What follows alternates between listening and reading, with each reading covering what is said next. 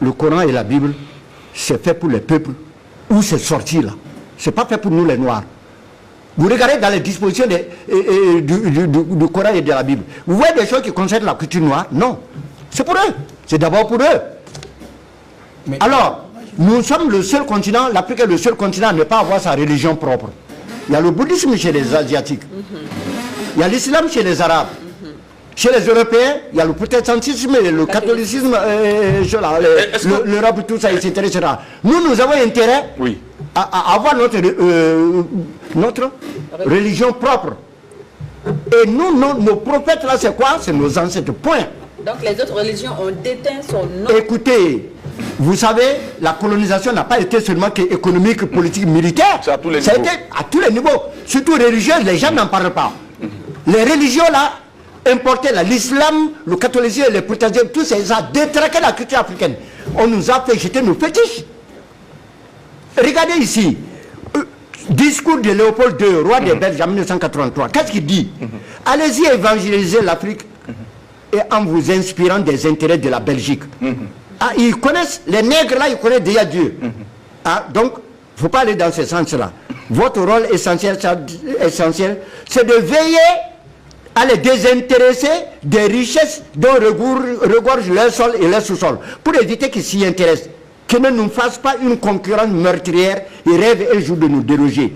Il dit aussi, vous devez les détacher et les faire mépriser tout ce qui leur procurerait le courage de nous affronter. Je fais allusion ici à leur fétiche de guerre. Oui.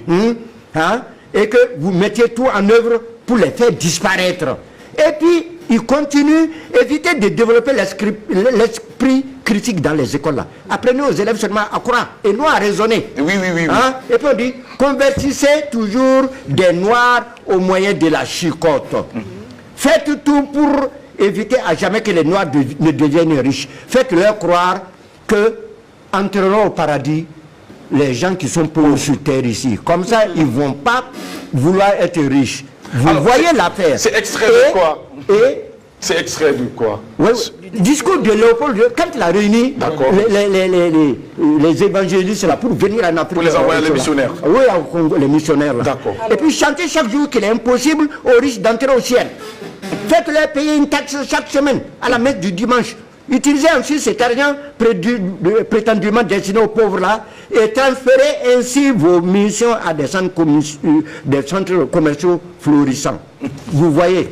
Et puis, dites aux Noirs que leur statuette là, c'est l'œuvre de Satan. D'accord. Confisquez-les et allez remplir nos musées avec. Faites oublier aux Noirs leurs ancêtres. Et, vous voyez, donc ils ont réussi leur œuvre. Ça veut dire qu'ils connaissaient la puissance de l'Afrique aussi. Il convient que nous nous réveillons pour savoir que nous devons faire un retour aux sources. Parce que sinon, dans 50 ans, 100 ans, notre culture va disparaître. Un retour aux sources.